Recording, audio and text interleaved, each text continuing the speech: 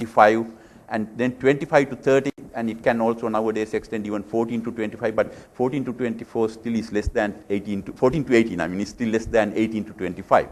That's so if you can somehow, and then 25 to 30 there's a decline. After 30 there's a sharp decline.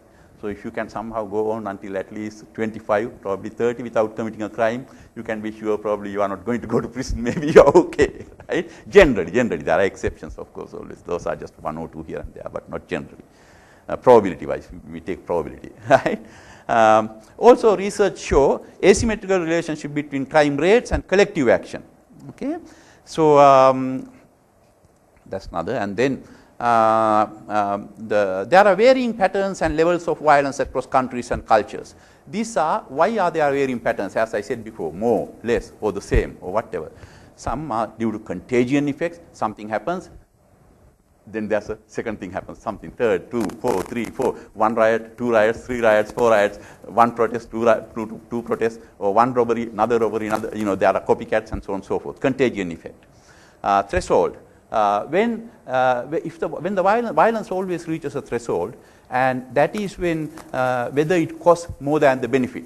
If we, the law enforcement can increase the cost, the threshold, then the benefit to the criminals become low, so that will go down. Okay, so if the benefit is higher than the cost, then of course they keep doing that. All right, so that is where detection, arrest, all that shift become very important.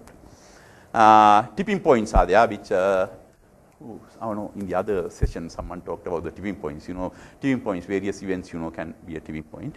Diffusion, bandwagon effect, of course, you get those. These are some of the countries I cited here, but there are more, but I just took these because these are also all developing countries and had similar experiences. That's why I picked these. Guatemala, El Salvador, Sierra Leone, Liberia, Mozambique, and even South Africa. Now, what did we see here from research? There was countries where there was long-term warfare, like 20, 30-year warfare, like we had here. Violence was related to disarmament. Weapons collected by, in fact, in Mozambique, the weapons collected by the United Nations became unaccounted for. Even the UN then said, we don't know what happened, but we collected them, but we have no idea now what happened, right?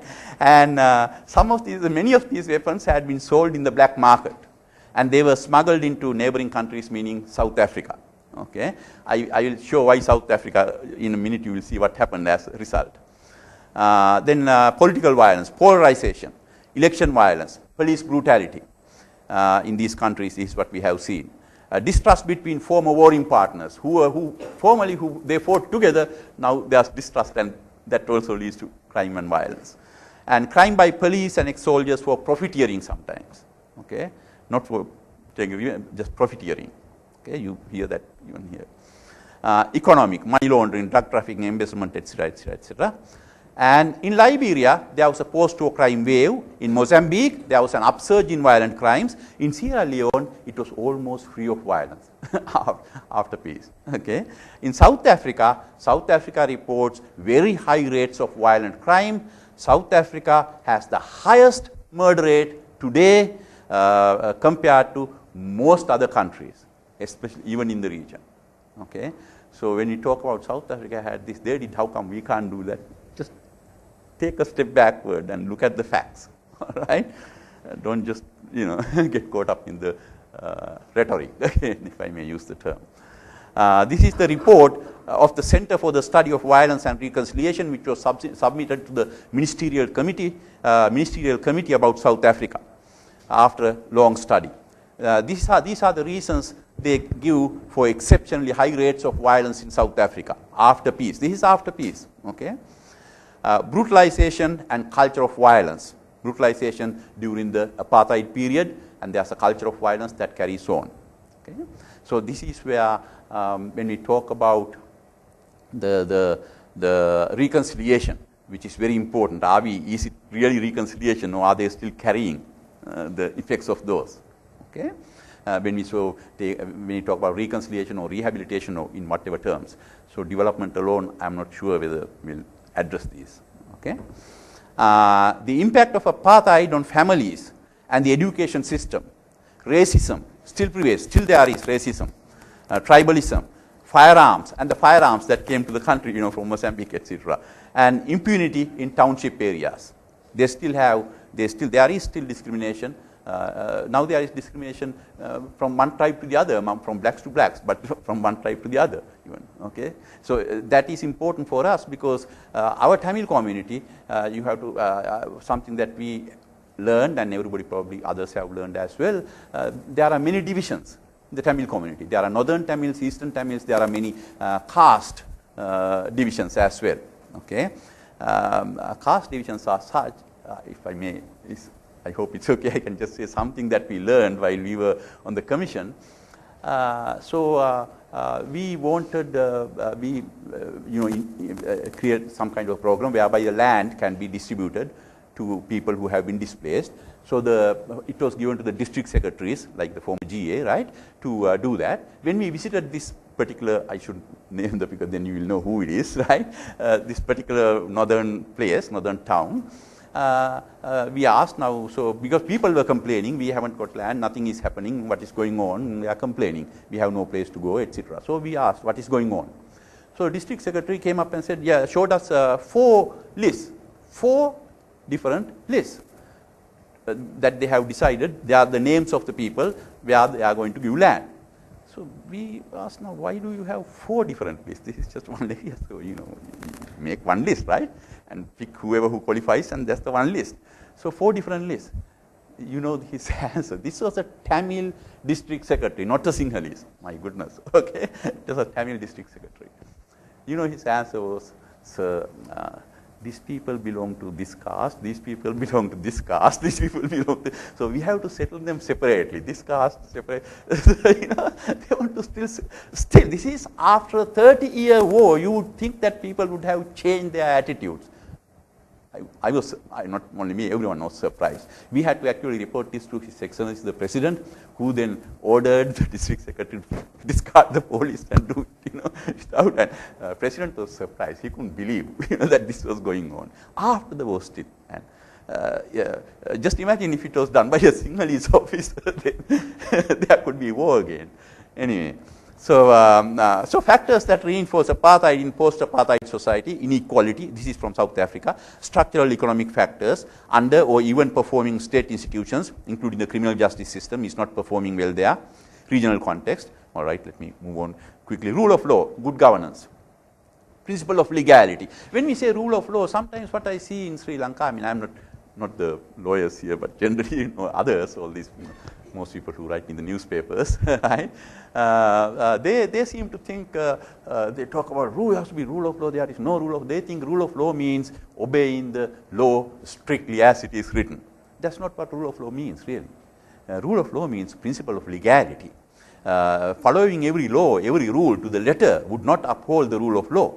There is if people are sovereign, people have a right not to obey unjust and arbitrary laws. Right? Like, for example, under Hitler, there were laws. The people who obeyed the laws were punished because they did not uphold the principle of legality. That is what happened at the Nuremberg trials. They upheld the principle of legality as rule of law. Okay, as an example. So anyway, laws can be unjust and arbitrary. Not just because somebody says, I think it is unjust, I think it is arbitrary. That's not.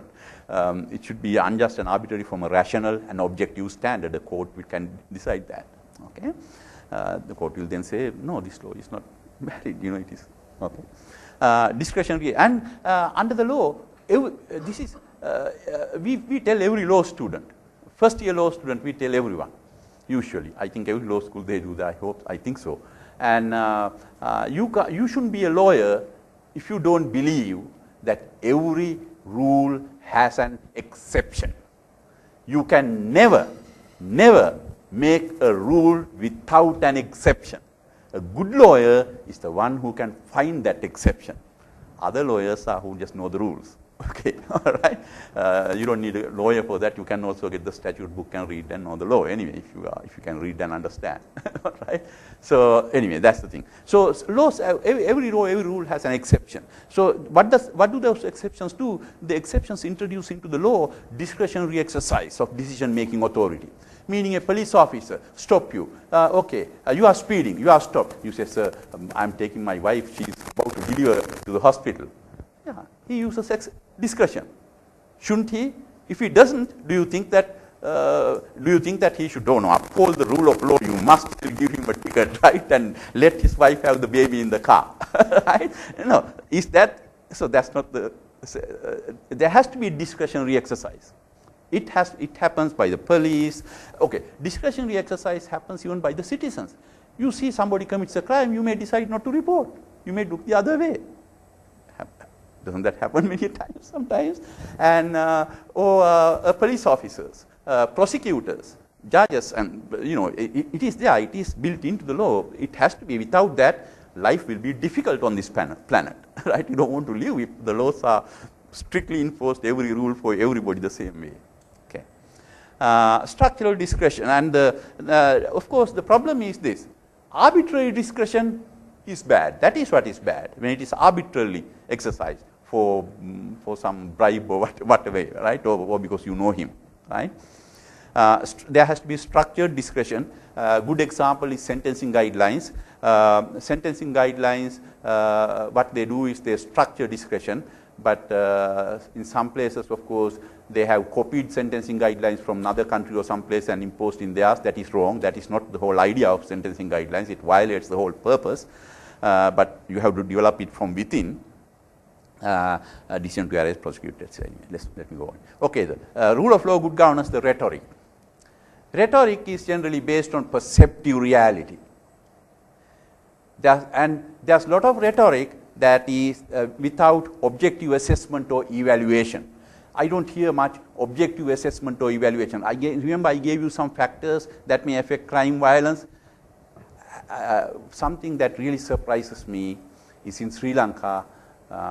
It is a sad commentary. I hate to do this, but there isn't good, well-grounded objective assessments and evaluations. Our universities don't seem to be, actually when we were sitting in the LLRC, I asked some university professors, how many doctoral dissertations have you guided on what happened during the 30 years? More. Master's thesis, nothing. How many research papers have you published in refereed journals? Hardly anything. Hardly anything. So that's bad commentary on the quality of academic. I feel sorry because that should be the contribution. We need that contribution. That is why all this rhetoric prevails, because there's no such contribution, and it's not happening. In the other session today, in fact, I think is the honourable member of Parliament, Mr. Rajiv Vijayasinghe, asked your Vice Chancellor, please have a printing press and do some publication and encourage research so that we can, this is how we can argue in international panels or outside or here, within, everywhere. We need that. How can we just, otherwise nobody believes us. They don't have to.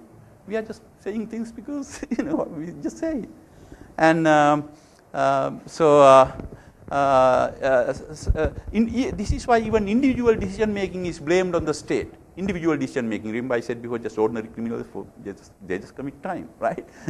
So exogenous factors are ignored. Rhetoric that lead to further and the problem with this rhetoric I see about this rule of law and good governance that is going on in this country by some important people, good people, some intellectuals even, as I said before, there's a danger there. It could lead to further divisions and conflict rather than cohesion, which we need right now. I wonder whether they even think twice about what they are doing, really. Okay? I am not saying there should not be criticism. There should be. Freedom of expression must be guaranteed. There should be criticism, but it has to be done in a certain way that you promote cohesion and not conflict.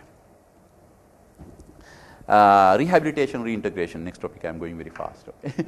Am I okay? Rehabilitation is focused on the individual rather than, and reintegration must address is generally the reintegration back to the society. Reintegration must address exogenous factors, not just the individual factors, and otherwise the likely effect based on the experience of other countries has been failure, including in South Africa and other places, okay, because the individuals may resort